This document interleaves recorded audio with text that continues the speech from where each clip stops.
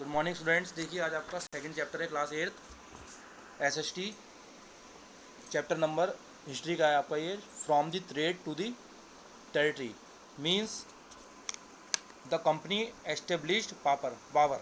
Company जो आई थी हमारे पुराने समय में, उन्होंने अपनी पावर कैसे कैसे एस्टेब्लिश करी, बनाई।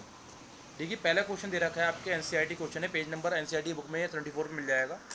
फर्स्ट मैच दी फॉलोइंग दे रखा है आपको। देखिए क्या कह रहा है, दीवानी लोग कौन थे, ये सब आपको दे रखा है। इसके आंसर देखिए नीचे, मैं सीधे आंसर शीट निकाल ले रहा हूँ। दीवानी लोग is the who's in the raja के जो प्रजा थी उनसे क्या करते थे वो राजा का right to collect land revenue means ज़मीन का टैक्स लेते थे पुराने समय में। जो लोग ज़मीनों का टैक्स लेते थे, जैसे आज के टाइम पे हमारा हाउस का टैक्स जाता है, घरों का टैक्स जाता है गवर्नमेंट को, वैसे ही राजा का शासन होता था पहले, तो वो भी टैक्स लेते थे। तो उन लोगों को क्या कहते थे, जो टैक्स लेने आते थे, दीवानी कहा जाता था। Same as it is tiger of Mysore किसे कहते थे, टीपू सुल्तान को कहते थे टाइगर ऑफ मैसूर। वो एक डाकू था एक तरीके के, उसे जब टाइगर कहते थे, उसे टाइगर की उपाधि दी गई थी लोगों द्वारा। फौजीदारी अदालत, क्रिमिनल कोड मतलब जो क्राइम कर देता था, तो जो लोग किसी का मर्डर कर दिया, किसी को मार दिया, तो आज के टाइम में हम उस चीज़ को कहते हैं criminal code. In modern and in past we use faujdari adalat in the place of criminal code. उसको हम पहले क्या कहते थे, फौजदारी अदालत। जो लोग क्राइम करते थे फौजदारी अदालत में जाते थे। रानी छन्नामा कौन थी, led an anti British movement in Kittur. ये ब्रिटिश मूवमेंट के खिलाफ थी। किटूर के अंदर इन्होंने ये मूवमेंट स्टार्ट करा था, आंदोलन जिसे हम कहते हैं। सिपाही तो पता ही आपके, आज के टाइम पे क्या बोलते हैं, मॉडर्न में सिपोए बोलते हैं। और सिपाही क्या था, जो लोग क्या करते थे, काम करते थे, ठीक है, डैट इज़ कॉल्ड द सिपाही। जैसे पुलिसमैन होते हैं, आज के टाइम कांस्टेबल हो गए, उनके नीचे वो छोटे से सिपाही हो गए, वो सब सिपाही के अंडर आते हैं। जी फिल इन द ब्लैंक्स आप देख लीजिएगा, इसमें सब दे रखे हैं। British conquest of Bengal begin with the battle of Plassey Bengal में ये बैटल हुई थी। Hyder Ali Tipu Sultan were the ruler of Tipu Sultan. इसका पूरा नाम था टीपू सुल्तान का, Hyder Ali Tipu Sultan. He was the ruler of Mysore. Dalhousie implemented doctrine of lapse. Maratha kingdom was located mainly in the dash part of India. Which part of India? Maratha kingdom था। Maratha kingdom means Maratha के लोग रहते थे। जैसे टीपू सुल्तान का एरिया था, वैसे ही मराठा लोग थे, वहाँ पे भी उनका एरिया था, किंगडम था उनका, राजा था अलग। वो किस पार्ट पे था इंडिया के, साउथ वेस्टर्न पार्ट में आता था मराठा किंगडम। देखिए state true and false students अपने आप कर लीजिए आप। फर्स्ट क्वेश्चन देखिए, क्वेश्चन नंबर 4 एनसीईआरटी बुक में मिल जाएगा आपको ये।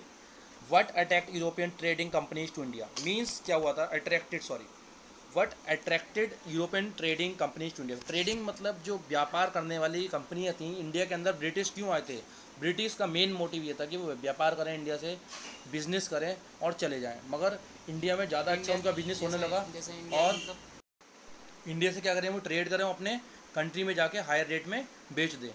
देखिए क्यों आए थे, अब दे रखा है इसका answer. European trading companies were attracted to India. Attract इसलिए हुई country, European trading countries such as Britain और इंग्लैंड क्यों अट्रैक्ट हुई थी इंडिया ही क्यों आई है काम करने के लिए, because the number of reasons. इसके बहुत सारे रीज़न थे इंडिया में आने के अंग्रेज लोगों के।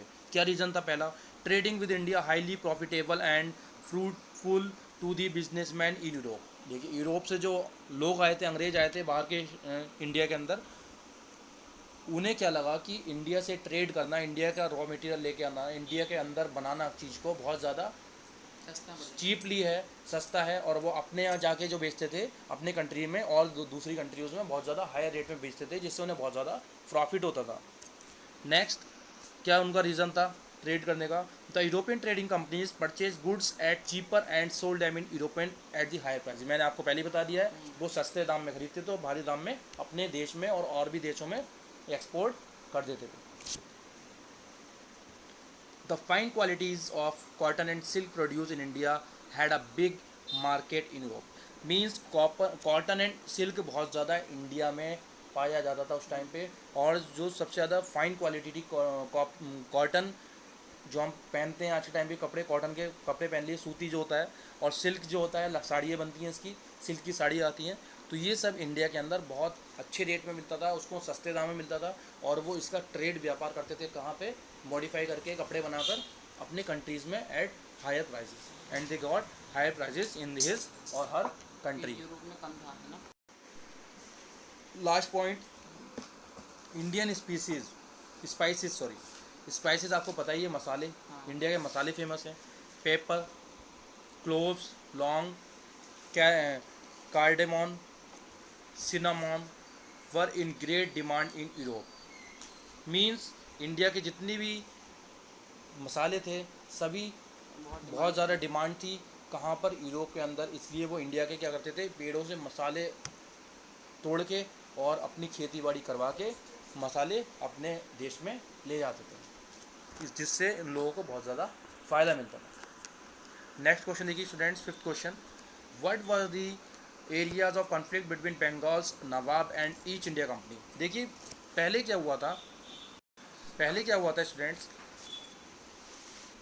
इंडिया के अंदर भी किसी का रूल था, रूल किसका था, नवाब का था, बंगाल के नवाब थे, और ब्रिटिश इंडिया कंपनी के बीच में, ईस्ट इंडिया कंपनी के बीच में कैसे कॉन्फ्लिक्ट हुआ, उनको कैसे, उन दोनों में लड़ाई का माहौल बना, कहते हैं उनसे उसकी कैसे बनी, कैसे नहीं, तो बनेगी भाई, क्यों नहीं बनेगी, इसीलिए नहीं बनेगी क्योंकि बाहर का कोई आके आपके जगह में काम करे तो कैसा लगेगा, आपका एरिया हो और वो काम करे आपकी जगह, प्रॉफिट वो ले, जहाँ पे आपको लेना चाहिए तो वो आपको बुरा लगेगा ही।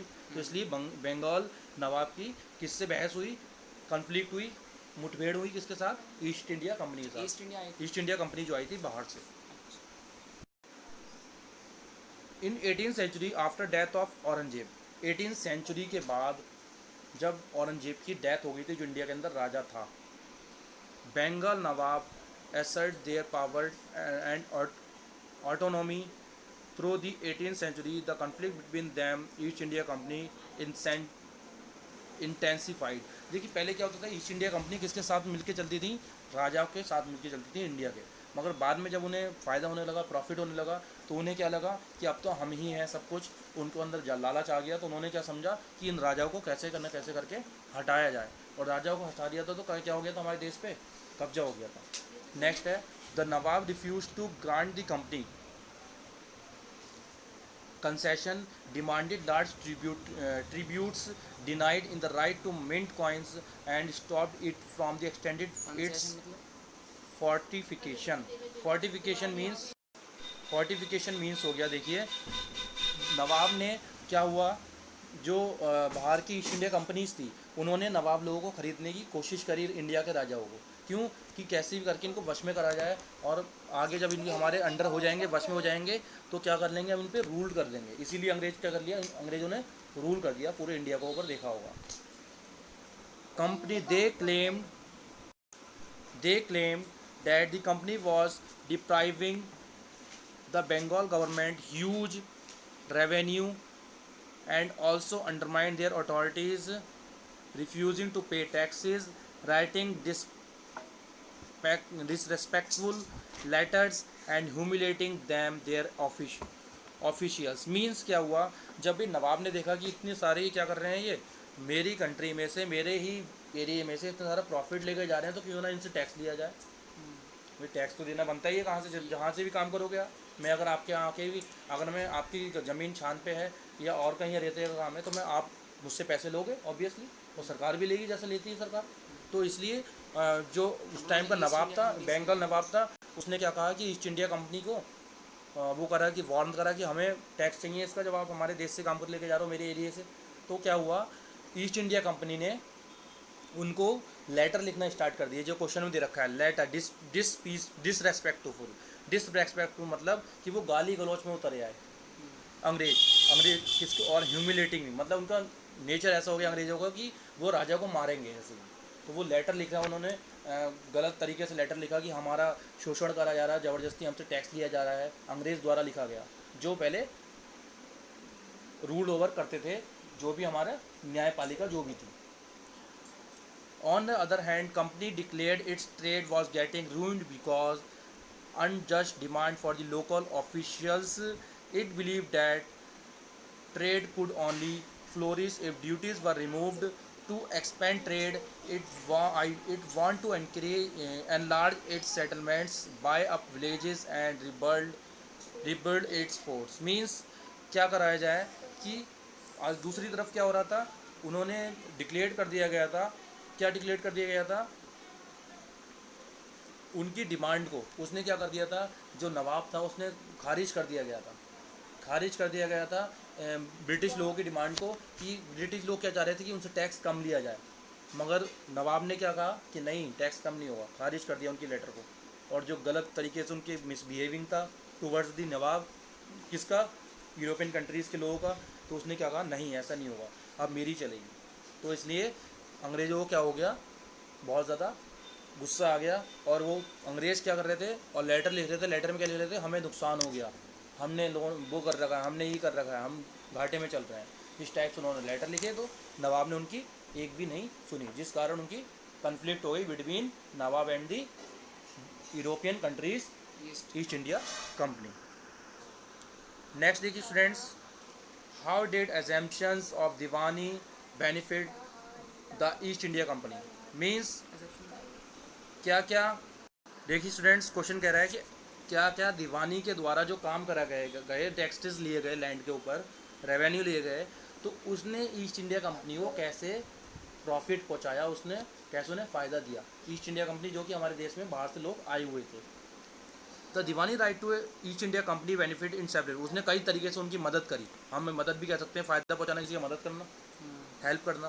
दी East India Company monopolised the Diwani allowed company to use vast revenue resource of Bengal. Bengal के अंदर वो ट्रेड कर रहे थे, जब ईस्ट इंडिया कंपनी ट्रेड कर रही थी, अपने व्यापार कर रही थी, तो वहाँ के लोगों से क्या लिया उसने, दीवानी ने बहुत ज़्यादा टैक्स हाई कर दिए उनकी ज़मीनों पे, ताकि वो काम भी नहीं कर पाए। वो काम नहीं कर पाएंगे तो ज़मीन छोड़ देंगे, ज़मीन छोड़ देंगे तो कौन कब्जा लेगा, ईस्ट इंडिया कंपनी कब्जा लेगी। ये उनकी प्लानिंग थी कि टैक्स रेज करके टैक्स ज़्यादा बढ़ाकर और क्या करा जाए, उनकी ज़मीनों पे कब्जा करा जाए।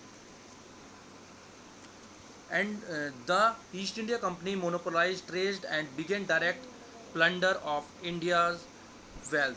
मीन्स उन्होंने ट्रेड को क्या करा, तोड़ मरोड़ के दिखाया कि हमने कोई ट्रेड नहीं कर रहे हैं भाई, ऐसे विले बनते गए, और उन्होंने क्या करा, इंडिया के वेल्थ के ऊपर, इंडिया कंट्री की वेल्थ के ऊपर उन्होंने इफेक्ट डाला। मतलब वो ईस्ट इंडिया कंपनी ट्रेड कर भी रही थी और दिखा भी रही थी कि ट्रेड नहीं कर रहे हैं हम, कम ट्रेड कर रहे हैं, बट दोनों साइड से किसका घाटा हो रहा था, इंडियन लोगों का घाटा हो रहा था, इंडियंस का घाटा हो रहा था। Next, revenue from India financed company expenses. These revenue were used to purchase cotton, textiles, maintain company troops, and meet the cost of building fort and offices at Calcutta। देखिए अंग्रेज लोगों ने अपने फोर्ट और ये सब कहाँ बनाए थे, कोलकाता के अंदर बनाए थे रहने के लिए, और उन्होंने किसे कब्जाया गया था, फोर्ट को उन्होंने कब्जा लिया था और अपने बना दिए थे फोर्ट कोलकाता के अंदर। अपने फोर्ट क्या थे, उनके कंपनी का एक हेड ऑफिस। और उन्होंने क्या करा, उन्होंने कॉटन और सिल्क जब खरीदते थे इंडिया से, तो क्या देते थे, वो रेवेन्यू देते थे। रेवेन्यू क्या देते थे, revenue were use to purchase cotton silk in India, maintain company troops and meet the cost of the companies and office at Calcutta. Means, और उन्होंने इस टैक्सेस से क्या बनवा लिया, ये सब टैक्स ले लेके कोलकाता में अपना एक फोर्ट और ऑफिस, हेड ऑफिस हम कहते हैं, जहाँ से ट्रेड व्यापार होता है। कोलकाता ही क्यों यूज़ करा, क्योंकि बंगाल से सी बहुत पास में था समुद्र, और समुद्र से आपको पता ही है पहले सीवेज चलते थे, that is the cheapest mode of transport from one country to another, और उसमें बल्कि सामान भी बहुत ज़्यादा बल्क लोड जा सकता है, बहुत सारा लोड जा सकता है। That is why the East India company use the area Calcutta for their trade. The company used its political power to monopolize trade and dictate terms. Company ने क्या करी, अपनी पावर यूज़ करी, पॉलिटिकल पावर, मतलब कि यस, पॉलिटिकल पावर मीन्स उस time किसी राजा की होती थी, उन्होंने पॉलिटिकल दिमाग, राजनीतिक दिमाग चलाया कि भाई हम उसको राजनीतिक को सहारा देंगे। जैसे उन्होंने लड़ाई करवाई, हिंदू मुस्लिम सिख ईसाई सबको अलग अलग करा कि भाई हम आपके साथ हैं, हिंदू लोगों से कह दिया हम आपके साथ हैं, मुस्लिम लोगों से हम आपके साथ हैं, और कैटेगरी लोगों से हम आपके साथ हैं। तो उन्होंने क्या करा, पार्शियलिटी करी अंग्रेज़ों ने और सबको अलग अलग कर दिया और खुद रूल करते गए। और वही चीज़ को कहाँ कर रहे थे, यहाँ पर यूज़ कर रहे थे राजनीतिक character, political character. they could impose their own price that had no relation to the cost of production। Means उन्होंने एक अपना ही प्राइस, अलग ही प्राइस बना रखा था जो कि प्रोडक्शन के ऊपर वो था। उनका जो सिल्क आ रहा था, कॉटन आ रहा था, जिससे टेक्सटाइल लगा रखी थी उन्होंने, कपड़ों की फैक्ट्री, उसमें उन्होंने अपना प्राइस लगा रखा था उन्होंने कि हम अपने हिसाब से बेचेंगे, ना कि राजा और महाराजा के हिसाब से। They could impose their own price, ये बता दिया मैंने आपको कि वो उन्होंने अपने आप ही क्या करा, प्राइस अपने आप सेलेक्ट करे गुड्स के और उन्हें बेचना स्टार्ट कर दिया इंडिया के अंदर। The company use revenue of Bengal to finance exports of Indian goods. Means company ने क्या यूज़ करा, रेवेन्यू यूज़ करा बंगाल का, मतलब बंगाल से जो रेवेन्यू यूज़ होता था। देखिए कितनी अच्छी बात करी, उसने बंगाल को कब्जा करा और बंगाल के जो थे क्या कहते हैं, राजा थे, नवाब थे, उनसे बॉन्ड कर लिया और बंगाल से जो टैक्स मिल रहा था, जो बंगाल में ना लगाकर अपनी कंपनी में लगा दिया पैसा जो मिलता था लोगों से। नेक्स्ट देखिए students, explain system of subsidiary alliance. Subsidiary alliance है क्या, उसका मतलब क्या था, क्या काम करता था। After the battle of Plassey, battle of Plassey मतलब पहले आंदोलन हुआ था, प्लेसी, बैटल ऑफ प्लेसी कहा गया था 1757 में। द बैटल ऑफ बक्सर भी कहा, नाम दिया गया उसे। इन 1764 में बैटल ऑफ बक्सर हुई थी, पहले बैटल ऑफ प्लेसी हुई थी। And gaining the diwani of Bengal, the company began to expand its rule many parts of India. और बैटल ऑफ प्लेसी और बैटल ऑफ बक्सर के बाद में कंपनी ने लड़ाइयाँ करवाई, बैटल करवाई लोगों के बीच, और उन्होंने क्या कर दिया, अपनी पावर को क्या कर दिया, एक्सपेंड कर दिया इंडिया के पार्ट में। सबसे पहले कलकत्ता में आए थे अंग्रेज लोग, फिर वहाँ से क्या करा, अपना धीरे पूरे इंडिया में फैल गए, अपने लोग फैला दिए कि तुम यहाँ करो, तुम यहाँ करो, और इसी तरीके से उन्होंने पूरे इंडिया को कब्जे में कर लिया। वहाँ से उन्होंने वैसे करा होगा ना इससे। For that it had devised several plans, one among them subsidiary alliance according to the term of this alliance। ये देखिए इस अलायंस का मतलब क्या है, इसमें क्या कहा गया है, Indian ruler were not allowed to their independence arm force. देखिए कितनी अच्छी चीज़ है, इंडिया के जो रूलर थे, इंडिया के जो शासक थे, इंडिया में शासन करते थे, जिन्हें पब्लिक जिताती थी, उनको कोई हक नहीं था कि वो अपनी आर्मी क्या कर सके, अपनी आर्मी क्या कर सके, अपना फोर्स लगा सके। ये सब किसकी मर्ज़ी से चलेगा, ब्रिटिश लोगों की मर्ज़ी से चलेगा। ये जब लॉ आया इंडिया के अंदर तो कौन लेके आए थे, अंग्रेज लेके आए थे। They were to protect by company but pay for this subsidiary force that company was suppose to maintain the purpose of their protection. Means क्या हुआ कि अगर उन्हें प्रोटेक्शन चाहिए तो पहले क्या करेंगे, वो कंपनी को पैसा देंगे और उनकी तभी खातिरदारी करी जाएगी। If the Indian ruler fail to make payment, अगर बाय चांस इंडियन रूलर कोई भी, उन्होंने ज़मीनों पर टैक्स बढ़ा दिया था कि भी तुम्हें टैक्स देना है, मगर वो इंडियन रूलर कभी भी क्या हो जाता था, टैक्स देने को रह जाता था, तो क्या होता था, वो उससे ही then that part of territory was taken away by the company as penalty। Means अगर कोई इंडियन रूलर कोई दे नहीं पाता था टैक्स, और टैक्स उन्होंने इतना बढ़ा दिया था। मेरे ट्रूप्स मतलब क्या है कि उन्होंने एक आर्मी फोर्स दी, आर्मी फोर्स देने के बाद क्या कहा कि भी आर्मी फोर्स ये हमारे सब प्रोटेक्शन के लिए है, आपकी प्रोटेक्शन के लिए, राजा महाराजाओं की और अंग्रेज़ों की प्रोटेक्शन के लिए, और उनको क्या दिया जाएगा, पैसा दिया जाएगा बहुत सारा। और आर्मी के जरिए कौन कमा रहा था, ब्रिटिश लोग कमा रहे थे, और इतना हाई टैक्सेस कर दिया था उन्होंने, इतना हाई पेनल्टी डाल दी थी। और जब पेनल्टी देनी जाती थी इंडियन रूलर से, तो इंडियन रूलर को क्या कर दिया जाता था, उनका एरिया ले लिया जाता था, भाई तुम अपना एरिया दे दो, हटाओ, तुम नहीं दे पा रहे हो, तुमसे पेमेंट नहीं हो रही है, तुमसे लगान नहीं निकल रही है लोगों से, तो तुम हमें एरिया दे दो। वो एरिया देना पड़ता था। फॉर एग्जाम्पल, इसको एक एग्जाम्पल दे रखा है, देखिए। In 1801 the nawab of Awadh was forced to give over half of his territory. 1801 की बात है। नवाब ऑफ अवध, अवध के नवाब को अपना आधे से ज़्यादा हिस्सा देना पड़ा था, इसी कारण कि वो टैक्स नहीं दे पाया था अंग्रेज लोगों को, ईस्ट इंडिया कंपनी को, ट्रूप्स का। फेलिंग टू पे द सब्सिडरी फोर्स, और सब्सिडरी फोर्स मतलब एक फोर्स लाई गई थी, आर्मी फोर्स, जिसकी जो कि प्रोटेक्शन कर रही थी किसकी, इंडिया के लोग, इंडिया मेनली इंडिया के लोगों की नहीं, ब्रिटिश लोगों की, और बताया जा रहा था कि इंडिया की प्रोटेक्शन कर रही है। नेक्स्ट क्वेश्चन देखिए students, in what ways the administration of company different from the Indian ruler. Means Indian rulers की जो कंपनी थी, इंडियन रूलर्स के जो मोटिव था, उनके हिसाब से जो ईस्ट इंडिया कंपनी थी उनका मोटिव कैसे अलग था, वो उनकी कंपनी क्यों अलग थी उनके हिसाब से, इंडियन के हिसाब से क्यों अलग थी। देखिए, British territory were broadly divided into administrative unit called presidencies. और ब्रिटिश टेरिटरी क्या हो गई, सबने टेरिटरी ले ली राजाओं की, पहले टेरिटरी कहा जाता था स्टेट्स की जो थी, तो उन्होंने सबने टेरिटरी ले ली और सभी जगह पे ब्रिटिश लोगों की टेरिटरीज हो गई पेनल्टी ले लेके। There were 3 presidency like, 3 presidencies हो गई थी, उन्होंने उन्हें क्या नाम दे दिया था, प्रेसिडेंसीज, जो ब्रिटिश लोग कब्जाते जा रहे थे। Bengal, Madras, Bombay, where the Indian rulers were administrated divided into 4 part, district, zila, pargana, tehsil, village. और वहाँ पे इन्होंने रूल्स कर लिया था और उन्हें 4 पार्ट में डिवाइड कर दिया था, उस जगहों को, एक एक जगह को जिला में प्रोड्यूस कर दिया गया था, परगना, तहसील और विलेज, इन चीज़ों में उन्होंने क्या कर दिया गया था, अंग्रेजों ने अलग अलग कर दिया था एक टेरिटरी को, presidencies.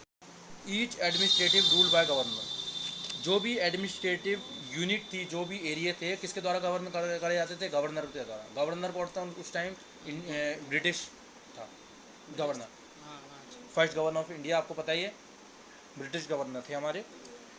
The supreme head of the administration of governor general, where as the Indian administrative system suppose head was king of nawab. Warren Hastings introduce a new system of जज। वॉरेन हेस्टिंग्स हमारे governor थे और उन्होंने नवाब लोगों की नहीं मानी कुछ भी, उनके रूल्स को हटा दिया और अपना रूल्स एक लेके आए, सिस्टम ऑफ नया सिस्टम लेके आए जस्टिस का।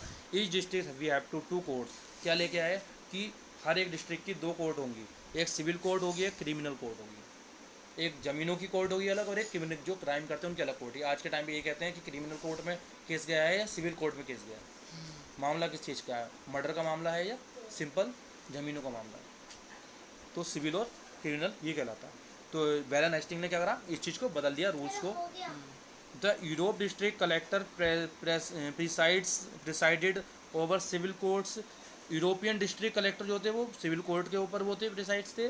Criminal courts were stayed under qazi and mufti, मतलब डिस्ट्रिक्ट कलेक्टर जो थे सिविल कोर्ट्स के जो थे, और अंडर द काजी एंड मुफ्ती कौन थे, क्रिमिनल कोर्ट उनके अंडर में थी, मुफ्ती और काजी के अंदर। अंडर रेगुलेटिंग एक्ट, और एक एक्ट हुआ था रेगुलेटिंग एक्ट 1773, आ न्यू सुप्रीम कोर्ट वाले, उस टाइम पे क्या हुई थी, सुप्रीम कोर्ट एक नई एस्टेब्लिश हुई थी जिसमें डिसीजन लिया जाता था लोगों के क्राइम या सिविल चीज़ों के द्वारा। The main figure in Indian district was collector, main figure कहलाती थी कलेक्टर, आज के टाइम में डीएम कहलाता है, just called the collector of that district. According to title collector this main job was collect to revenue, और collector का मतलब क्या था, इसमें जॉब में क्या करा जाता था, वो रेवेन्यू लेता था पूरे स्टेट से, पूरे टेरिटरी से। The tax and maintain law order, और उसको क्या करना था, मेंटेन करना पड़ता था लॉ और पीस, शांति रखनी होती थी उसमें। जज एंड पुलिस ऑफिसर्स एंड दरोगाज और इन सबको वो क्या करता था, सैलरी एक तरह प्रोवाइड करता था और उन लोगों को उनसे काम कराता, वो उनके अंडर में रहते थे।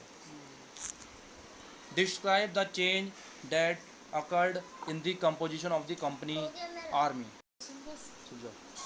Describe the changes occurred in the composition of company's army.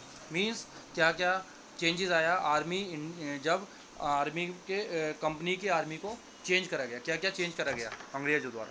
During the 18th century when the East India Company began recruitment for its own army, it started recruiting peasants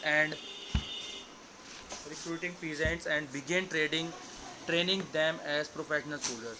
means जब east India company आई उन्होंने companies के लिए protection के लिए main purpose क्या होता कि पहले कंपनीज़ आ रही थी स्टूडेंट्स, और क्या हो रहा था, जब एक कंपनी आई तो दूसरी कंपनी आके ट्रेड करने लगी इंडिया के अंदर, तो उन दोनों के बीच में क्या होने लगा, कन्फ्लिक्ट होने लगे, लड़ाइयाँ होने लगी, बीच में लड़ाई होने लगी। तो ईस्ट इंडिया कंपनी इतनी चालाक थी, उसने इंडिया के लोगों को ही यूज़ करा, उनकी आर्मी बनवाई अपनी कंपनी की प्रोटेक्शन के लिए,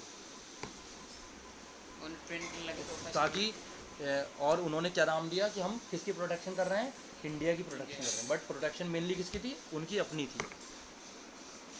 it started recruiting peasants and began training them, और उन्होंने क्या दिया, उनको पीजेंट्स को ट्रेनिंग दी, जमींदारों को, पीजेंट मतलब जो किसान लोग थे इंडिया के, उन्हें अपने सेना में भर्ती करा, उन्हें ट्रेनिंग दी किस तरीके से बंदूक चलानी, किस तरीके से लड़ना है बाहर के लोगों से या जो भी हमारे पे अटैक करेगा।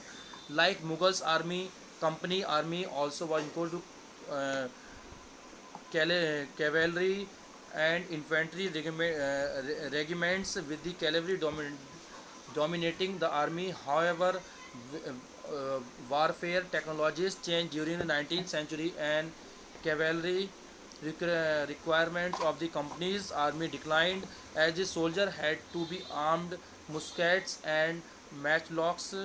The infantry regiments became more important. और उन्होंने क्या करा भाई, जितने भी इंडिया के पीजेंट्स थे, जो गांव के लोग थे, उन लोगों को उन्होंने आपका इकट्ठा करा और उन्हें ट्रेनिंग दी, ताकि वो उनकी कंपनी की क्या कर पाएँ, रक्षा कर पाएँ, सिक्योरिटी दे पाएँ प्रॉपर तरीके से। मेनली किसका फ़ायदा सोचा ईस्ट इंडिया की कंपनी ने, बिल्कुल अपना। Thank you. Thanks for watching this video. Please like and share to